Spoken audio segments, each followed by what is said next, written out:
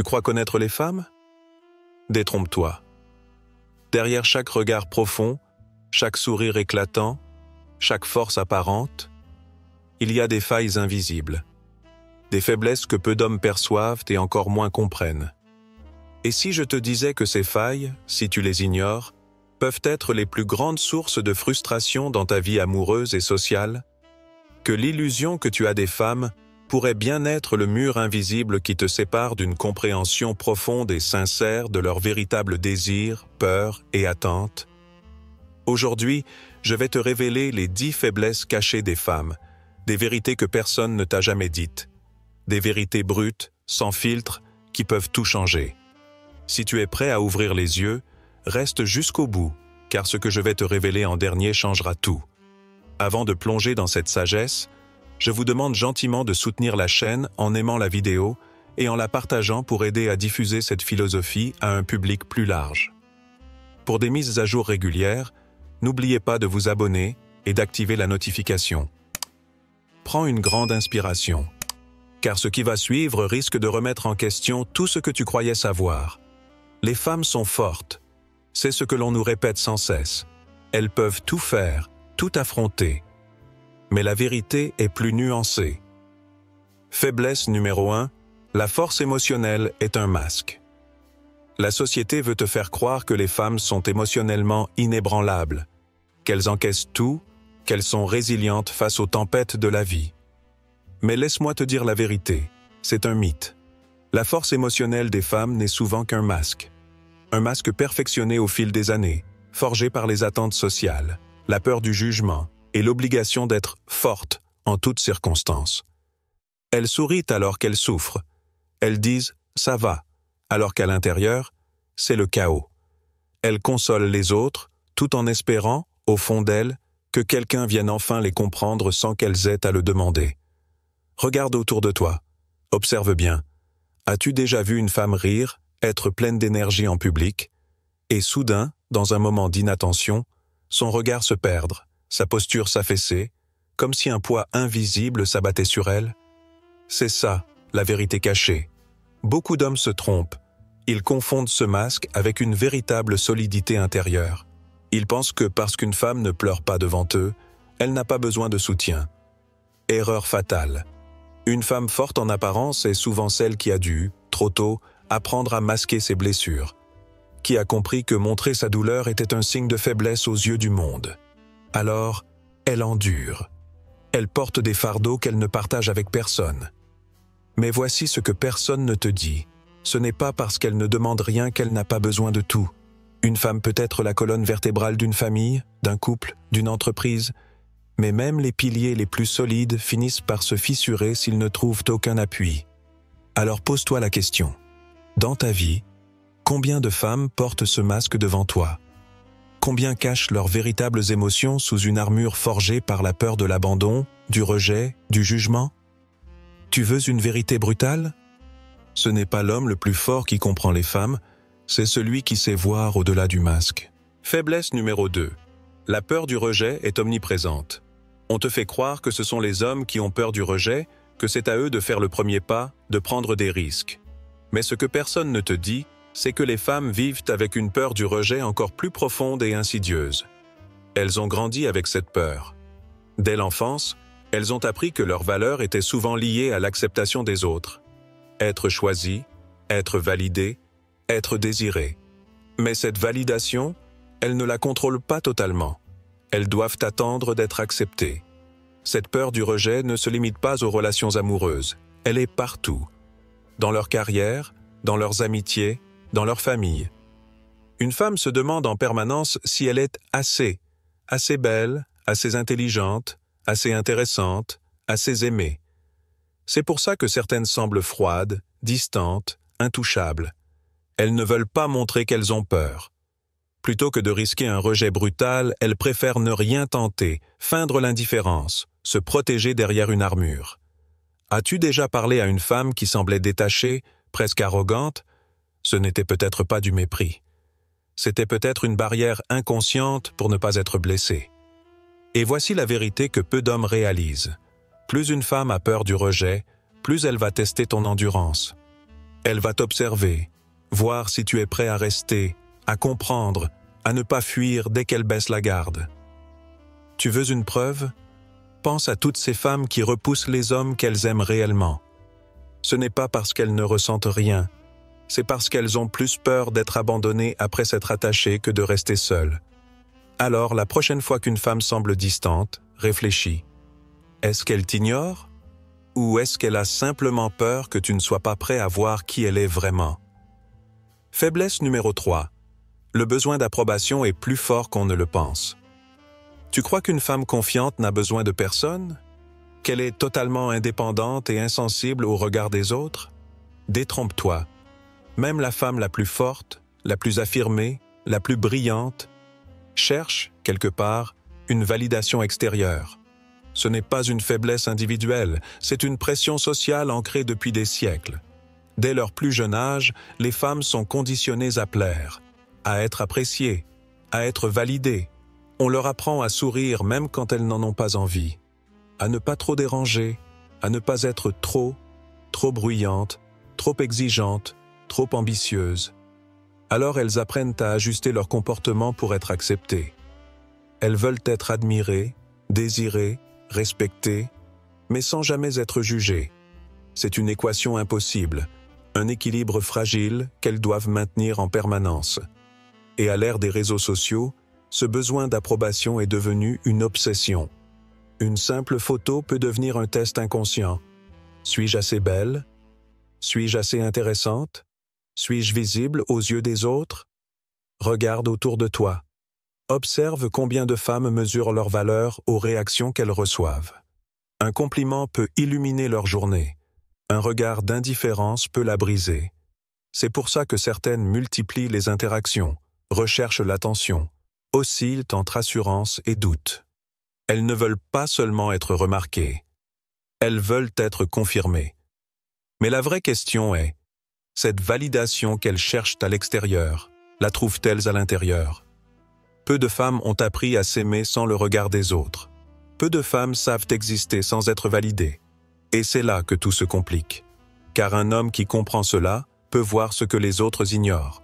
Il peut reconnaître qu'une femme ne cherche pas simplement des compliments, elle cherche une réassurance qu'elle n'arrive pas toujours à se donner elle-même. Alors demande-toi, combien de femmes autour de toi vivent sous le poids de cette quête invisible d'approbation? Et plus important encore, sauras-tu voir celles qui souffrent en silence derrière un simple sourire? La société met une pression immense sur les femmes. Elles doivent être belles, intelligentes, fortes, douces. Un paradoxe constant. Faiblesse numéro 4. L'autosabotage constant. Et voici une vérité brutale que personne ne dit tout haut. Les femmes sont souvent leurs propres ennemies, pas à cause d'un manque de capacité ni d'un manque d'intelligence, mais parce qu'on leur a appris, depuis toujours, à douter d'elles-mêmes. Regarde autour de toi. Combien de femmes brillantes, talentueuses, ambitieuses, finissent par se freiner elles-mêmes? Combien hésitent avant d'oser? Combien se disent « Je ne suis pas prête, ce n'est pas encore le bon moment, peut-être que je vais échouer ». Ce n'est pas une coïncidence, c'est un conditionnement. Une programmation invisible qui leur fait croire qu'elles ne sont pas à la hauteur. Elles minimisent leur victoire.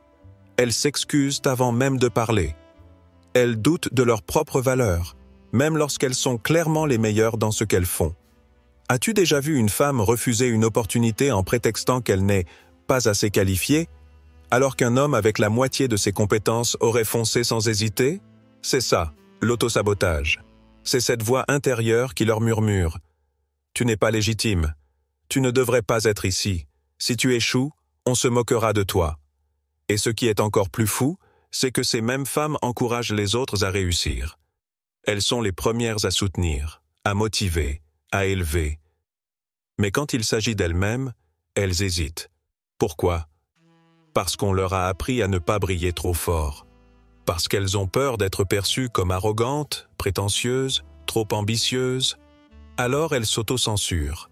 Elles laissent passer des chances qui auraient pu changer leur vie. Tu veux une vérité percutante? Les femmes qui réussissent ne sont pas toujours les plus talentueuses. Ce sont celles qui ont appris à se libérer de cette prison mentale. Mais voici la question que peu d'hommes se posent. Combien de femmes dans ma vie se sabordent en silence?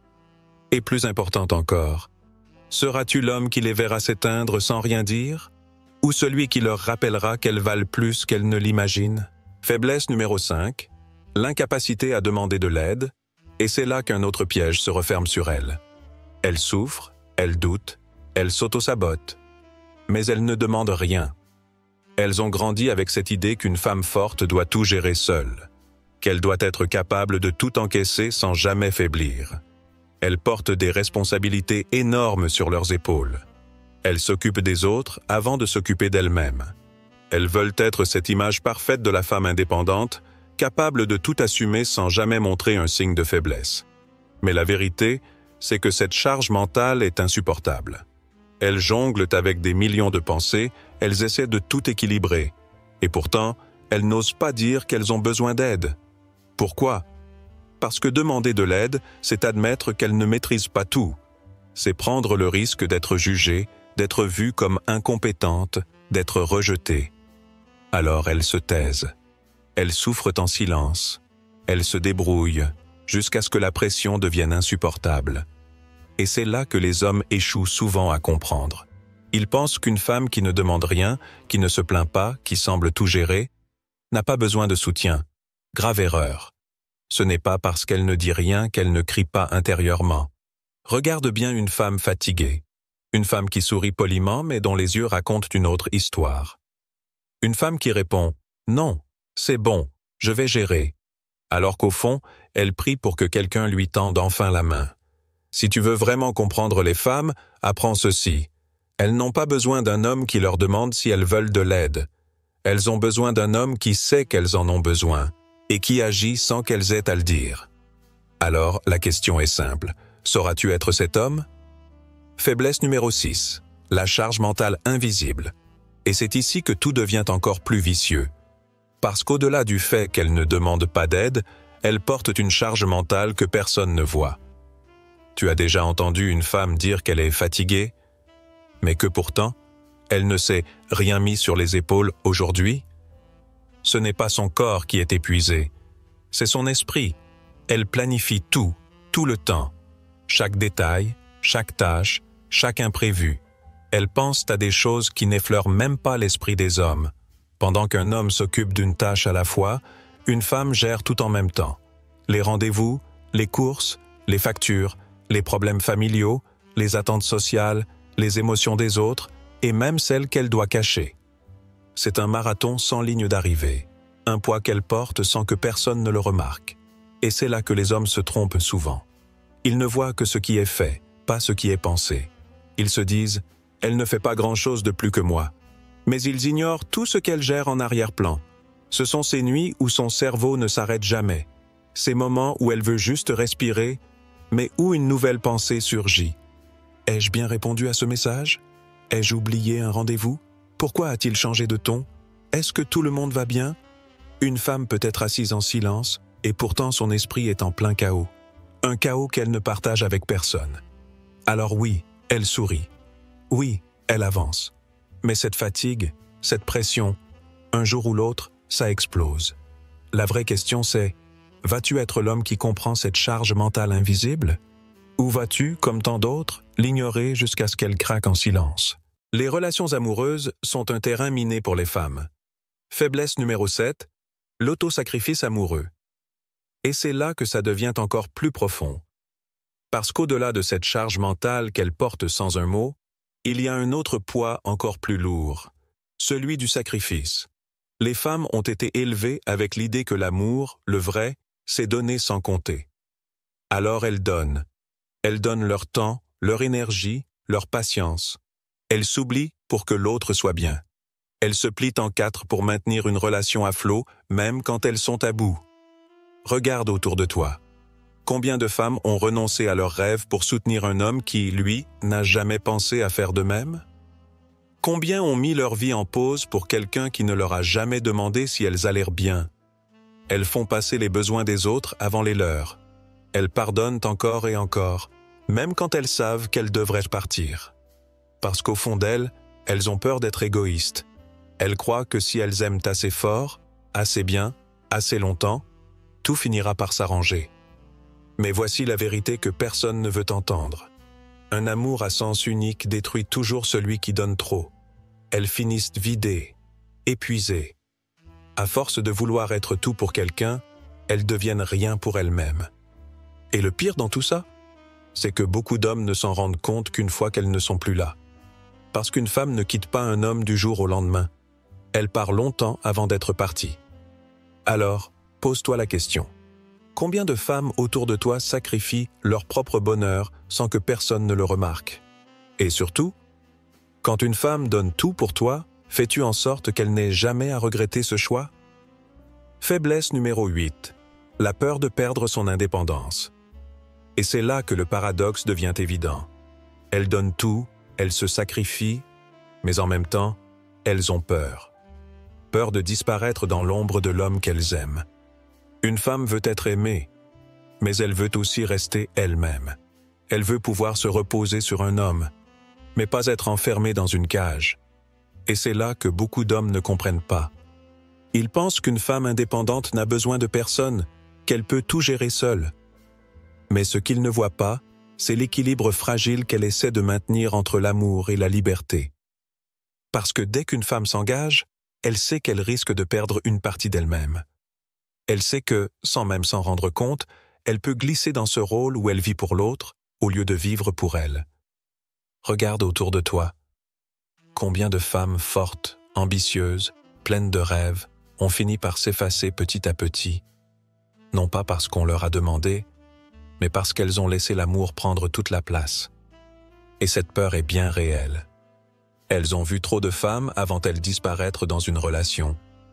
Elles ont vu des mères, des sœurs, des amis abandonner leurs ambitions, leurs passions, jusqu'à ne plus savoir qui elles étaient. Alors elles résistent, elles testent, elles veulent un homme fort, mais pas un homme qui les enferme. Elles veulent de la sécurité, mais pas au prix de leur liberté. Elles veulent être soutenues, mais pas contrôlées. Et c'est là que l'homme qui comprend ça a une longueur d'avance. Parce qu'il sait que si une femme a peur de perdre son indépendance, ce n'est pas qu'elle ne veut pas s'engager. C'est qu'elle veut être certaine que l'amour ne sera pas une prison. Alors demande-toi, es-tu l'homme qui l'aidera à se sentir libre même en étant avec toi? Ou seras-tu celui dont elle finira par s'éloigner pour ne pas se perdre elle-même? Faiblesse numéro 9. L'incapacité à exprimer clairement ce qu'elles veulent, et c'est ici que tout se complique encore plus. Elles veulent être aimées sans être étouffées. Elles veulent être indépendantes sans être abandonnées. Mais il y a une chose encore plus frustrante. Elles ne disent pas toujours ce qu'elles veulent. Pas parce qu'elles ne le savent pas, mais parce qu'elles attendent que tu le comprennes sans qu'elles aient à le dire. Pourquoi?